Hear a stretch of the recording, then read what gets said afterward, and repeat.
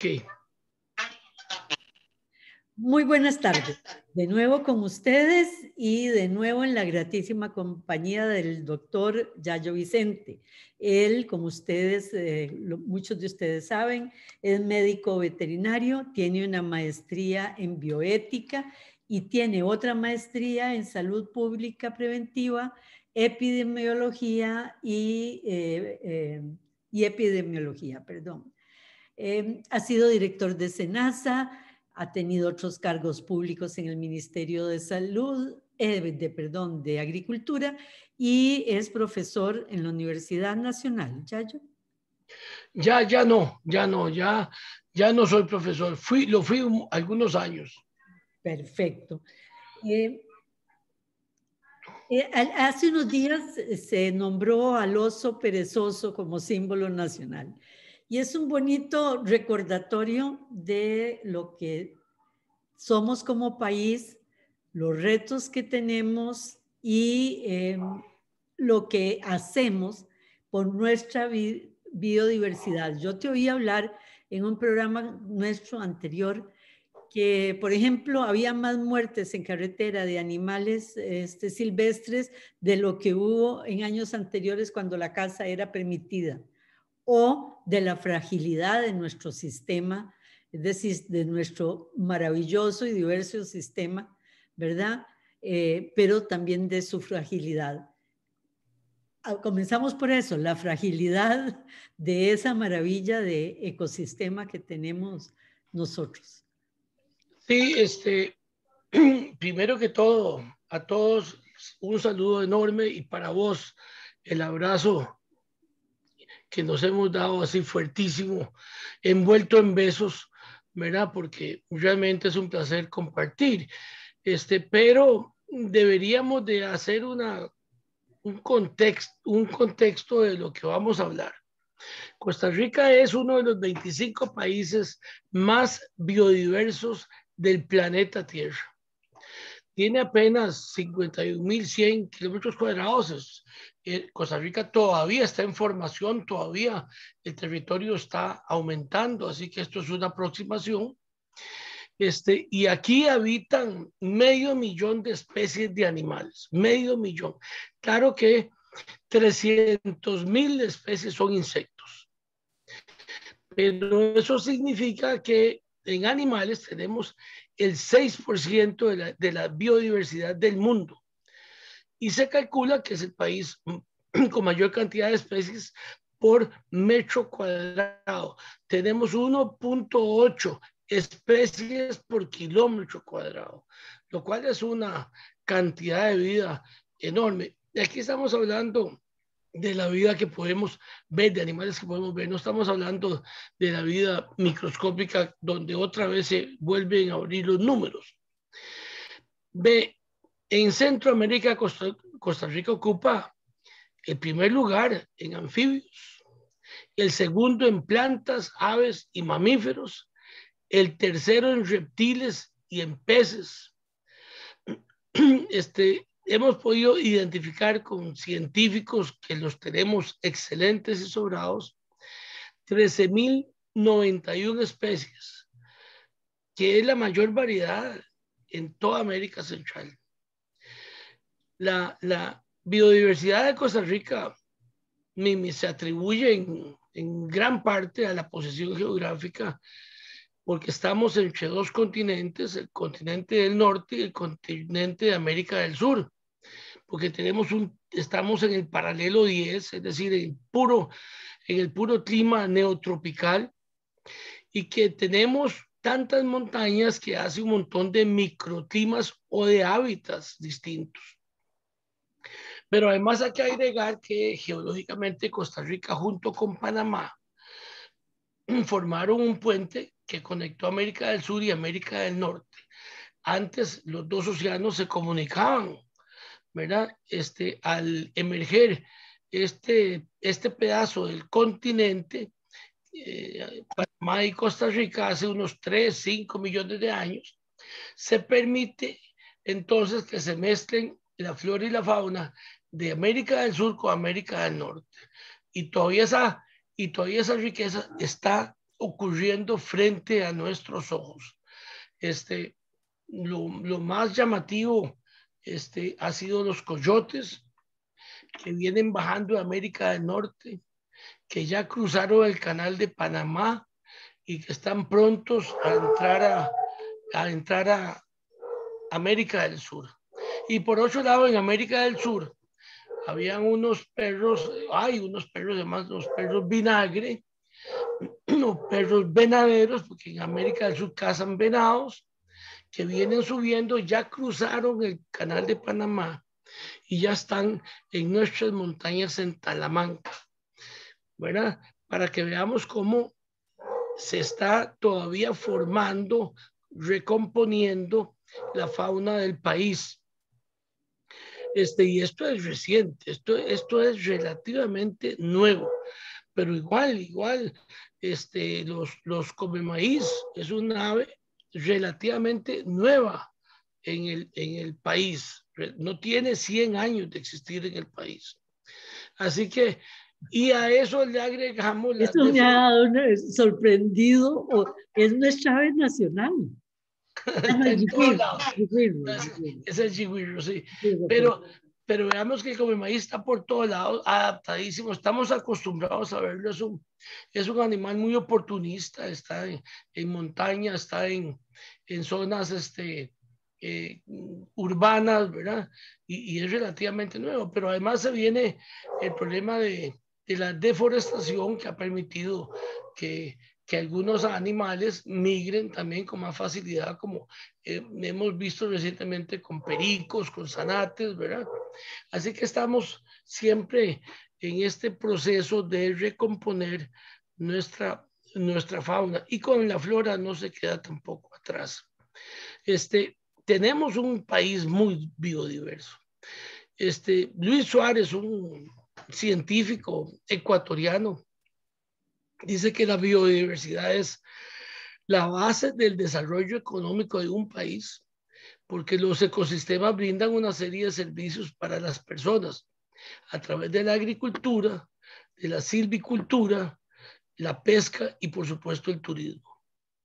Pero veamos un poco, Mimi, algunos ejemplos concretos de qué esto significa. En murciélagos, fíjate vos que en murciélagos tenemos 114 especies. 7 de esas especies están en categoría de riesgo, de extinción, y 4 más están consideradas que pueden entrar en esa categoría. ¿Ves la responsabilidad que tenemos?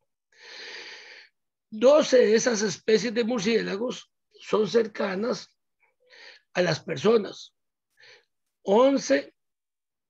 Tenemos 11% de todas las especies de murciélagos del mundo. Los murciélagos representan la mitad de los mamíferos de Costa Rica y son muy divertidos porque comen cosas distintas según las especies. Algunos comen polen y néctar y son entonces los polinizadores, sobre todo en las zonas altas donde hay menos insectos polinizadores, pero también nos polinizan el banano y el cacao, a quien le gusta comer de eso. Hay algunos que comen insectos y nos dan un beneficio ambiental también tremendo, porque no hay necesidad de usar insecticidas, ellos se encargan de comerse toneladas de insectos cada día. Hay otros que comen frutos, hay otros que comen pequeños lagartijas, hay otros que comen aves, hay murciélagos que comen murciélagos, hay murciélagos que pescan y comen peces, y hay 3 especies en Costa Rica que comen sangre. Una especie que coevolucionó con el pavón de montaña y que solamente come sangre de ese pavón, 8 de cualquier ave y 8 que come sangre de animales de sangre caliente, ¿verdad? Pero vean, solamente en murciélagos todo lo que podríamos hablar. Pero tenemos más.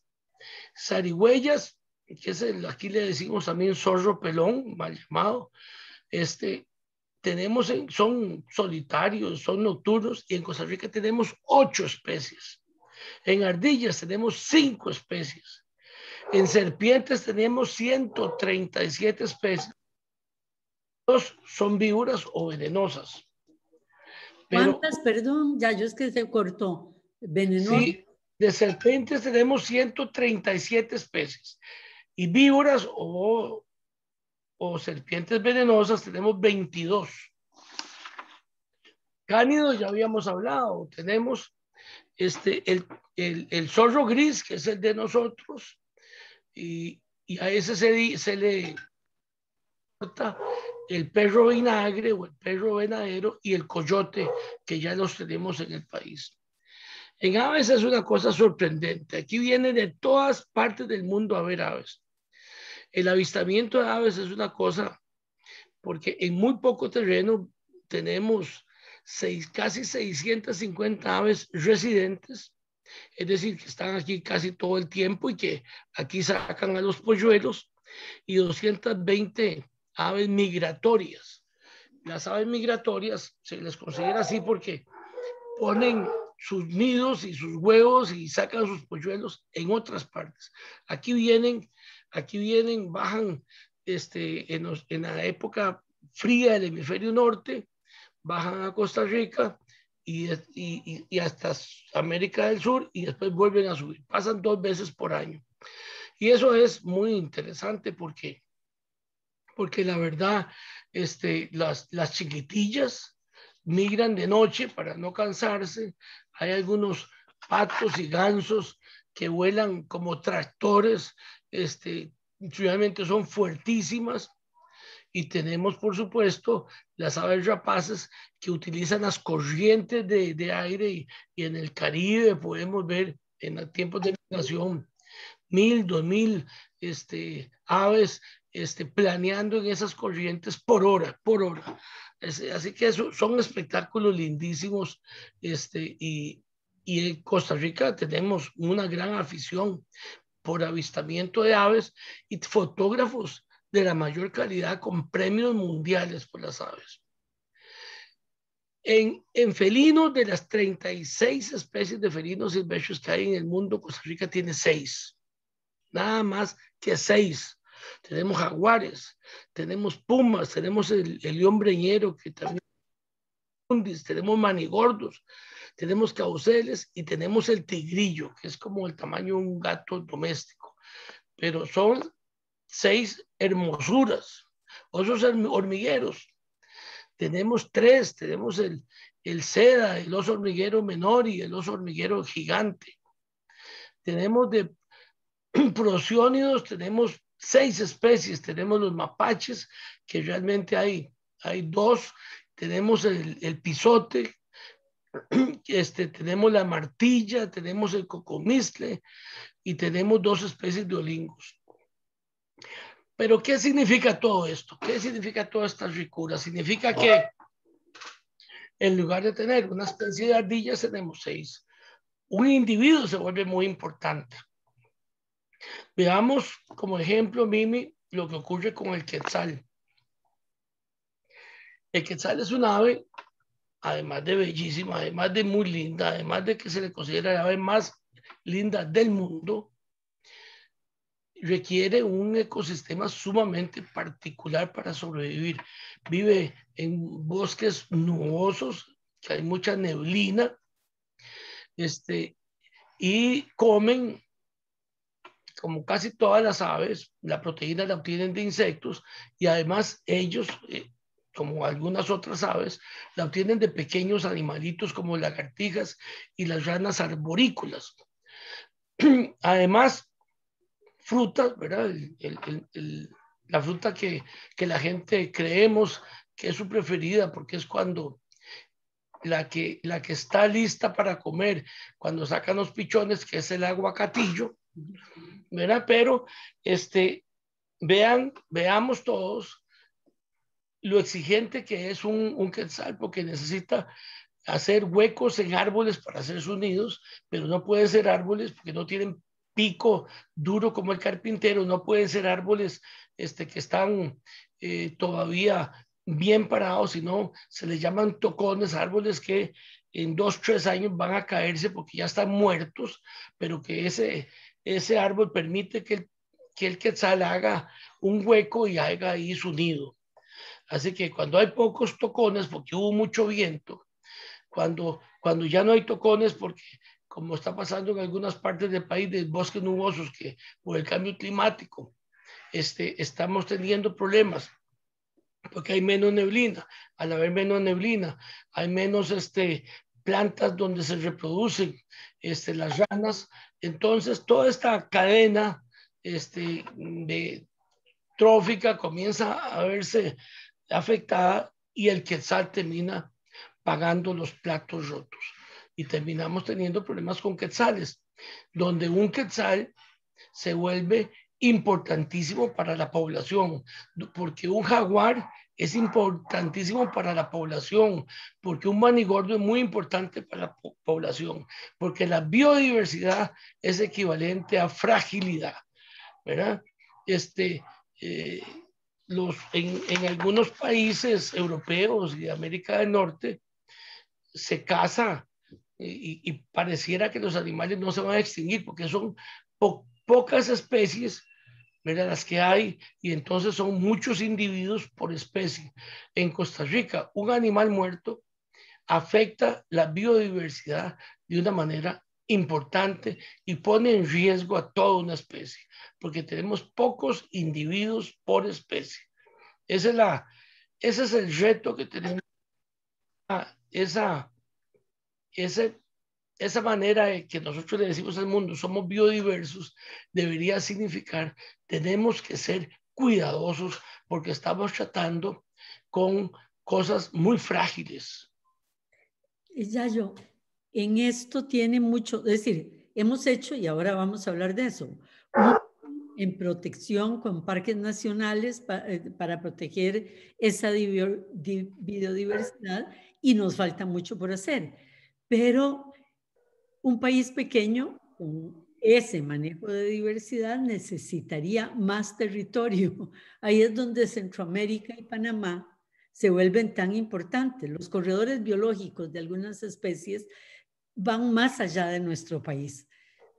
Y el reto por el lado de Panamá puede haber una mayor protección, por el mismo canal lo exige, a pesar de que el canal destruye, pero también necesita proteger biodiversidad. Pero por el lado del norte de Centroamérica, la cosa se complica muchísimo, ¿verdad? ¿Hay alguna relación que nos permita sentir que puede haber una protección conjunta de los corredores biológicos? Se hace un enorme esfuerzo con Centroamérica, pero hay que reconocer que están muchos de nuestros hermanos centroamericanos atravesando un momento que pareciera que Costa Rica ya lo superó. Están preocupados por comer, están preocupados por enfermedades que nosotros superamos, están preocupados por un sistema político que todavía no termina de consolidarse, están en problemas de que Costa Rica superó hace 50, 70 años, ¿verdad? Nosotros tenemos problemas nuevos, pero nos permite comenzar a pensar en algunas cosas que no son tan de corto plazo, y la protección de la naturaleza es un objetivo que significa levantar la mira y levantar un poco las cosas de largo plazo. Aquí nos adelantamos con parques nacionales hace casi 60 años, ¿verdad? Hace 70 años. Hace 70 años.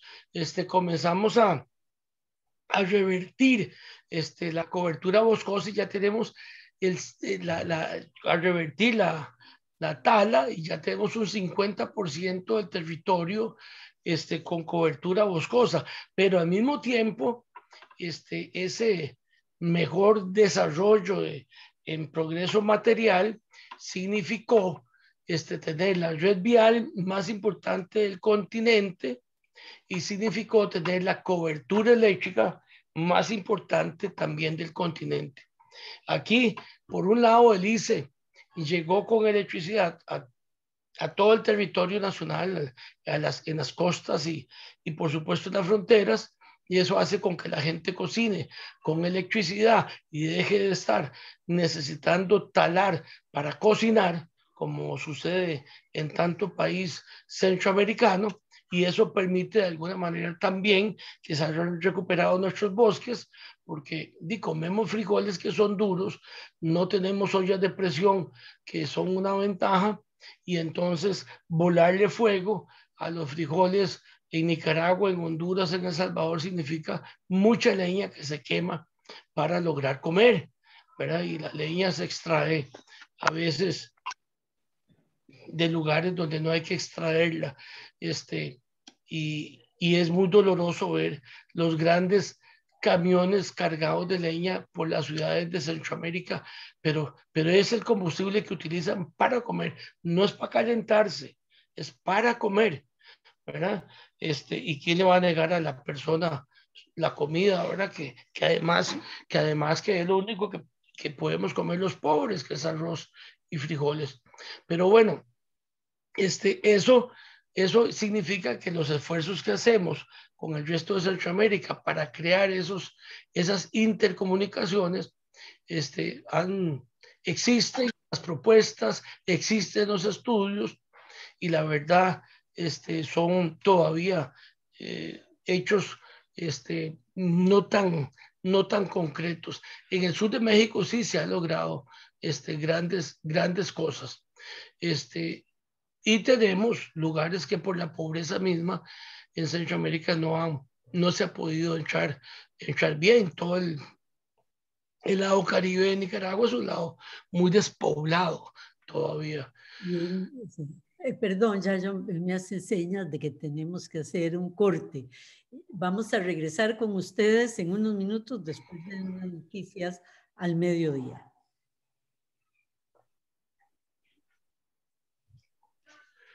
De nuevo con ustedes, les recuerdo nuestro invitado de hoy, el doctor Yayo Vicente, nuestro tema, la biodiversidad, su fragilidad, su fortaleza y su fragilidad. Estabas en Centroamérica y que en el sur de México sí se ha podido lograr avances importantes y se has podido sostener el Petén guatemalteco. Se ha podido sostener en parte, sí. La pobreza tiene esa cualidad, ¿verdad?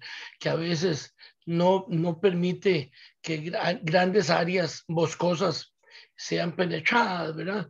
Y eso es una gran cosa. Pero volvamos, Mimi, a conversar un poco sobre los retos que tenemos en nuestro país. Hemos logrado cosas importantísimas. Por ejemplo, todos los animales silvestres en el país son ya bienes demaniales.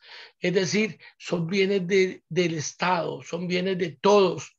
Nadie puede tener en su casa un animal silvestre, nadie puede tener un perico, una lora. ¿Verdad? Estamos en esa transición porque hace algunos años la gente toda tenía una lora en su casa, y tenemos ahora el problema de loras que tienen 20, 30, 40 años de vivir con una persona, y de repente soltarlas sería una ingratitud porque se van a morir. Pero es ilegal, ¿verdad? Estamos en ese limbo, en ese tránsito, pero es ilegal tener animales silvestres. Monos, tepezcuintles, venados, todo eso es ilegal, ¿verdad? Porque no son animales silvestres, deben estar en sus parques, pero al mismo tiempo le obliga al Estado a tener algunas acciones, porque lo que hicimos fue hacer parques nacionales, pero tenemos parques nacionales que están muy cerca de áreas urbanas, donde los animales entonces, sobre todo los que son más oportunistas, se salen del parque para ir a aventurarse a esas zonas urbanas, ¿verdad? Eso hace necesario algunas acciones. La primera acción es educación, que la gente se acostumbre a verlos, que no los agreda, que no los toque, ¿verdad? Que los admire, que los disfrute. Eso es educación, no sentirse amenazados, sentirse privilegiados. Y eso es un objetivo educativo importante, un Pero cambio de tampoco que actitud. los alimente y que los encariñe, ¿verdad? Exacto, exacto. Es Así es que lo que más cuesta, no sé. eso es lo que más cuesta, ¿verdad? Perdón, ayer nos visitó una manada de pisotes hermosísimos que se comieron una docena de huevos, error haber dejado unos huevos que habían llegado al aire libre, ¿verdad? Y que me rodearon toda la noche, pero realmente una belleza de Es pisotes. muy lindo, hay que disfrutarlo, no hay que sentirse amenazados con esas cosas. Y sí, retirar alimentos para que no se mal acostumbren a ir a comer sencillo y fácil. Así que eso hay que hacerlo. En cuanto a la cobertura eléctrica, y tenemos que proteger muchísimo algunos lugares, porque es mucho más caro poner cables aislados que ponerlos pelados, ¿verdad? Pero algunos animales sabemos cómo se mueven y hay mucho estudio. Los monos se mueven en tropas y tienen rutas clarísimas por donde se mueven. Bueno, son esas rutas, no es toda la cablería del país la que hay que proteger, son esas rutas. Y por supuesto en esas rutas ponerles pasos donde ellos puedan pasar sin peligro, pasos aéreos que pueden ser artificiales o que pueden ser naturales, ¿verdad? Sembrando árboles que se abracen de un lado y otro de la carretera, ¿verdad? De un lado y otro de lo que los está separando, de que el animal pueda con pasos aéreos artificiales y naturales seguir cruzándose, porque esto es absolutamente necesario, no solamente para que no se mueran, sino para que entren en equilibrio con sus enfermedades y entren en equilibrio genéticamente. Porque cuando aislamos poblaciones pequeñas, es muy peligroso desde el punto de vista genético porque entran en endogamia, ¿verdad? Comienzan a casarse primos y hermanos, ¿verdad? A procrear y a tener ahí problemas entonces de endogamia y problemas de genéticos importantes. Entonces, proteger un poco ese pool genético solo se hace cuando los animales pueden pasar de un sitio a otro e intercambiarse.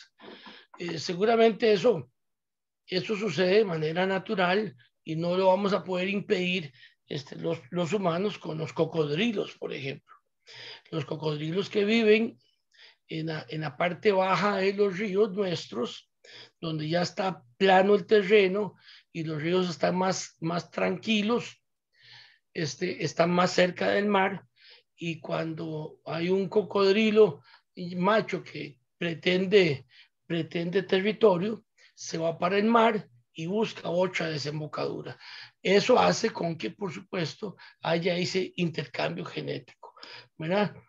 Pero como no podemos cerrarles el mar, de alguna manera tienen esa protección natural, porque el ser humano no puede cerrar esos mares, pero eso no sucede con felinos. Eso, digamos, es menos crítico con algunas aves. Hemos podido repoblar con lapas lugares donde ya se habían desaparecido y la gente las está respetando y está plantando árboles que les sirve para su alimentación, ¿verdad? Es una nueva actitud la que tiene el costarricense, actitud que comienzan a tener algunos en Centroamérica, pero hace apenas 20 años, cuando Nicaragua estaba atravesando una época muy crítica desde el punto de vista económico, cuando uno iba a pasear a los lugares tan bonitos que hay en ese país, en las intersecciones de las carreteras, no vendían papas, no vendían, Y los monitos, vendían monitos, loritas, vendían pericos, vendían todos los animales silvestres que podían. Era un mercado en cada esquina, un mercado de animales silvestres en cada esquina. Y ni se diga cuando había la guerrilla, donde los pobres muchachos que estaban tratando de apiarse a Somoza, ¿verdad? Y tenían que comer. y para eso mataban monos, para eso mataban dantas, y para eso mataban lo que pudiera con armas de guerra, pero comían lo que se encontraban en la montaña. Bueno, esos tiempos están pasando, por dicha. Ya en Nicaragua no vamos a encontrar en las esquinas la venta de animales silvestres, ¿verdad? Eso ya lo pasó a Costa Rica. Aquí comimos tortuga en el Caribe, comimos huevos de tortuga en todo el país, huevos de tortuga ilegales en todo el país, ¿verdad? Aleta de tortuga, bocado de cardinal, y te decían que lo era, ¿verdad? Sigue siendo muy rico, ¿verdad? Pero el respeto hacia la naturaleza sigue siendo muy grande. La biodiversidad aquí es una maravilla que hay que cuidar. Mire, estábamos el otro día viendo este animalito que acaban de declarar, no sé qué, el oso perezoso, el perico ligero, no sé cómo le dicen, Símbolo nacional. ¿verdad? Símbolo nacional, ese animal que se mueve muy lentamente y que solo baja del árbol para defecar, y que hace su parto incluso entre las ramas.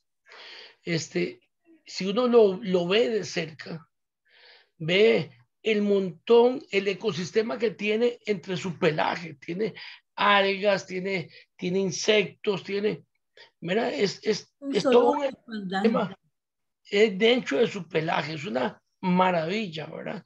Eso es la biodiversidad. A veces uno le cuesta ponerse la lupa y ver también las cosas pequeñitas, pero eso es la maravilla y eso es lo que tenemos que proteger hoy más que nunca. Decíamos o vos recordabas al principio del programa que la cacería mata menos o mató menos animales silvestres de los que hoy matan los vehículos. Y eso es por falta de pasos de fauna aéreos y subterráneos.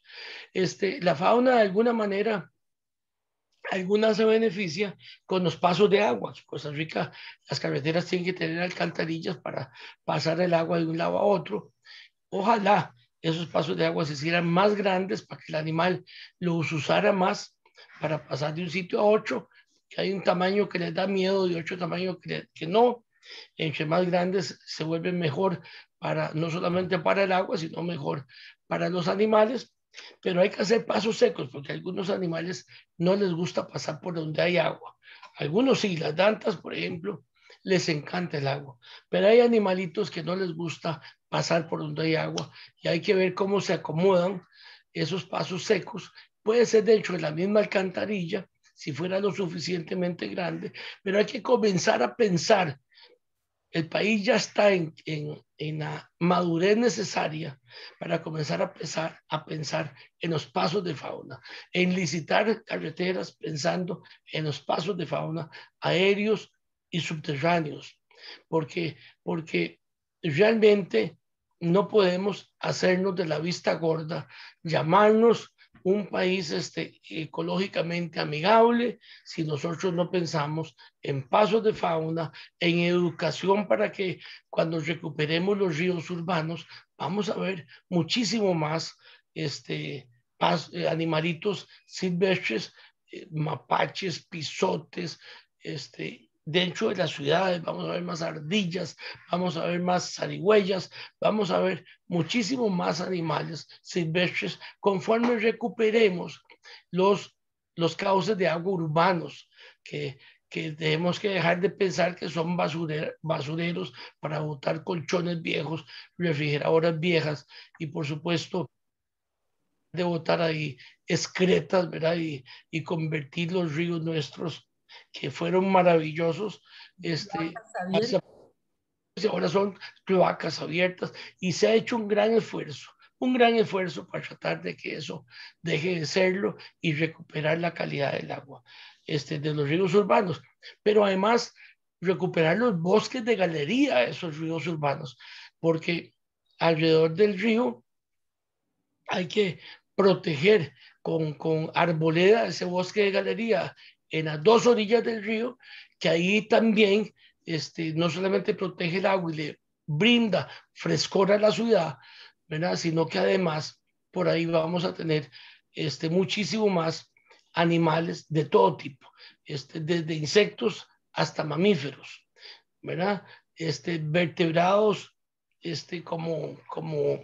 como tantos que tenemos, como iguanas y garrobos y cosas de estas, de todo vamos a tener ahí, pero no se vale entonces, aunque estemos en la ciudad, construir a la pura orilla de un cauce de agua.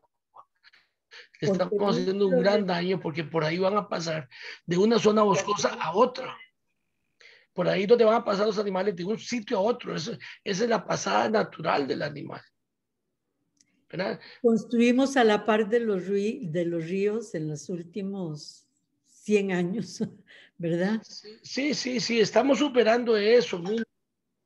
No va a ser algo sencillo porque la costumbre es sentirse aterrorizado por un animal silvestre, ¿verdad?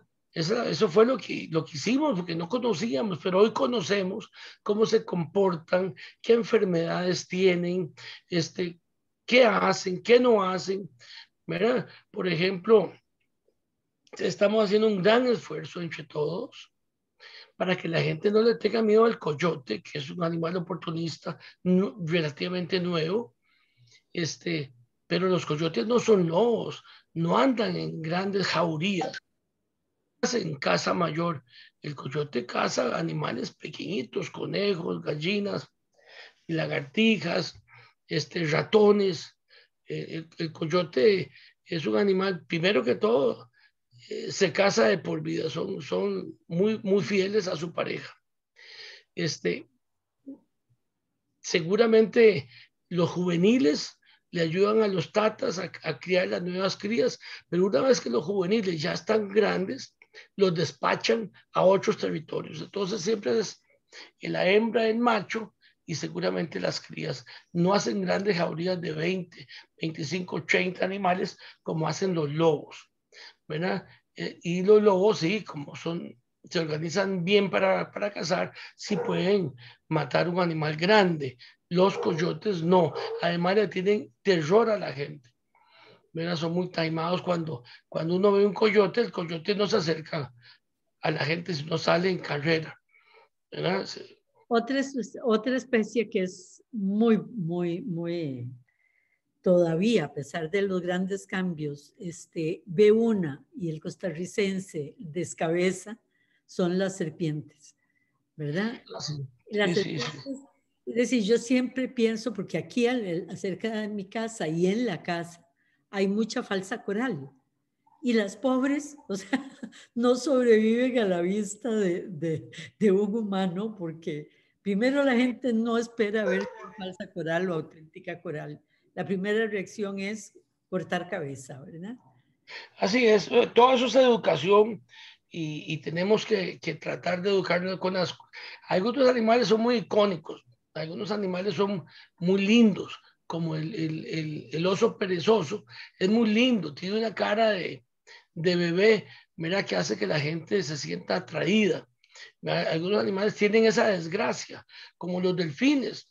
Los delfines anatómicamente parece que siempre están sonriendo, aunque estén sufriendo, el ser humano cree que está sonriendo porque tiene una comisura labial que pareciera que siempre tienen una sonrisa permanente, ¿verdad?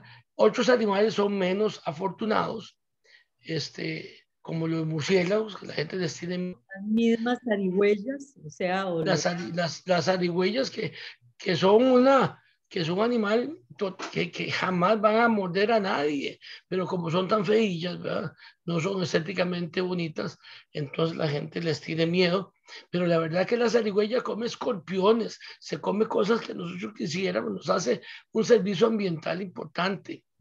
Lo que pasa es que sí, nadie quiere una rata dentro de su casa, una zarigüeya dentro de su casa, un pisote dentro de su casa, dentro de la casa. Uno no quiere cucarachas, ¿verdad? Dentro de la casa. El patio es otra historia, el jardín es otra historia y por supuesto los espacios urbanos públicos son otra historia, los bosques de galería, del río que pasa cerca del barrio, eso es otra historia, ¿verdad? Es que una cosa es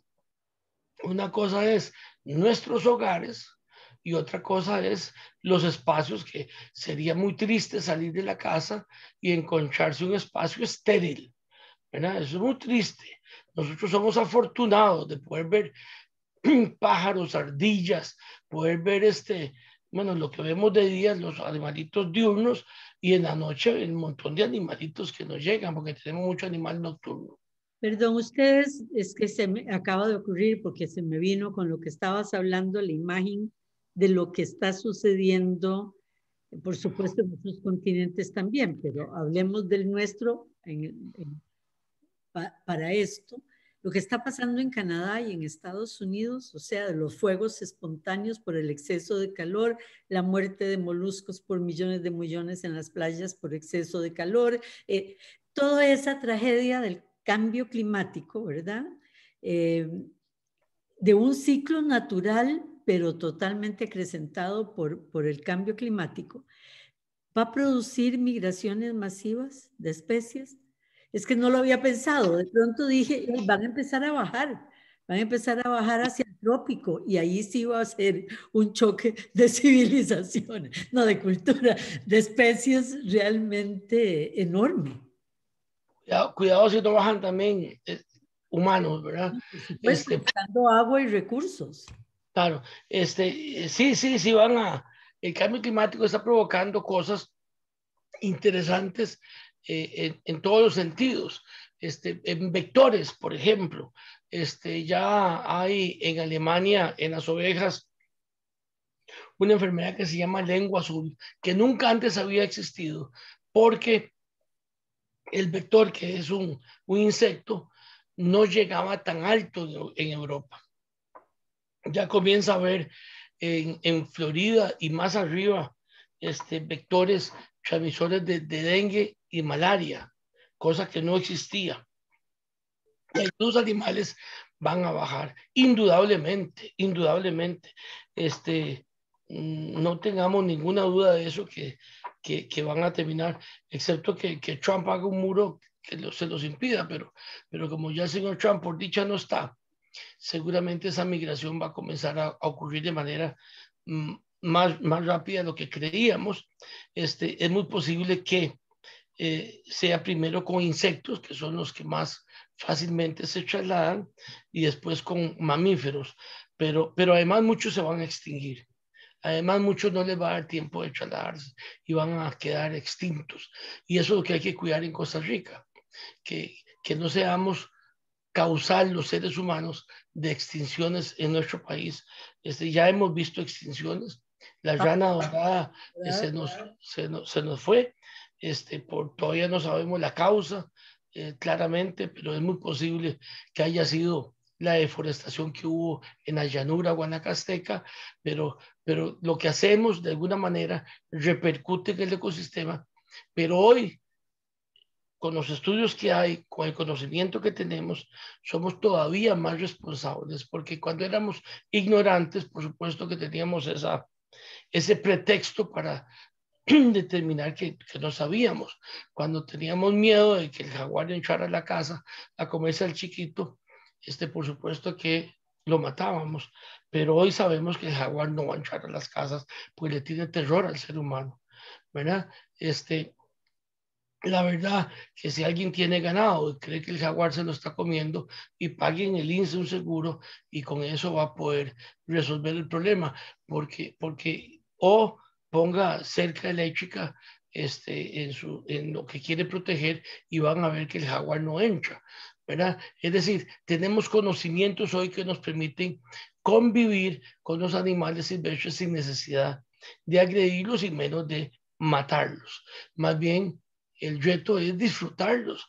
Hay gente que paga mucha plata para ir a África a ver leones, y para ver elefantes, y para ver jirafas.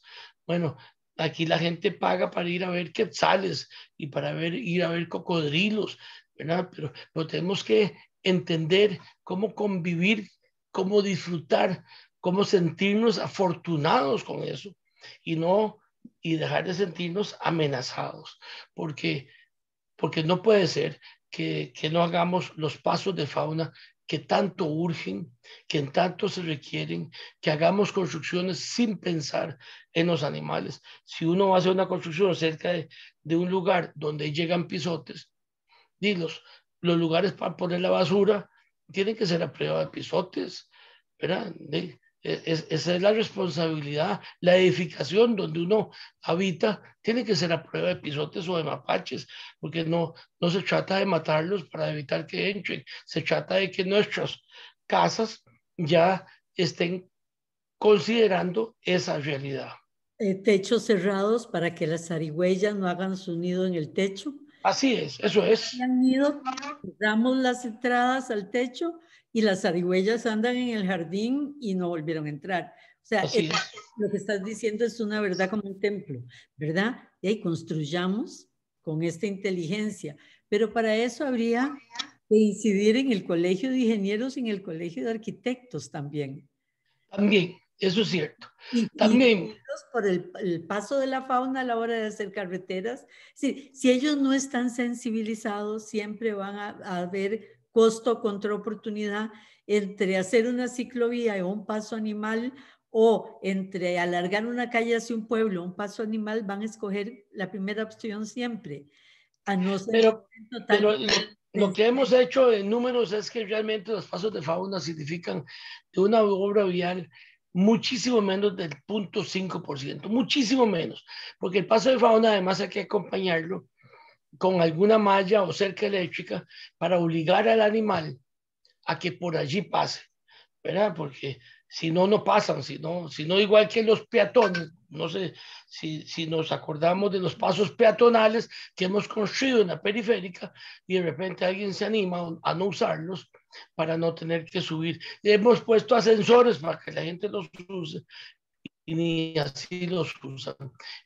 Bueno, igual pasa con los demás animales, ¿verdad? Que si no los obligamos a pasar por sus pasos, pues nada hacemos haciendo pasos de fauna, sino impedimos que pasen por donde es más fácil, ¿verdad? Aquí hay mucho ya estudiado, mucho conocimiento que se puede poner en práctica.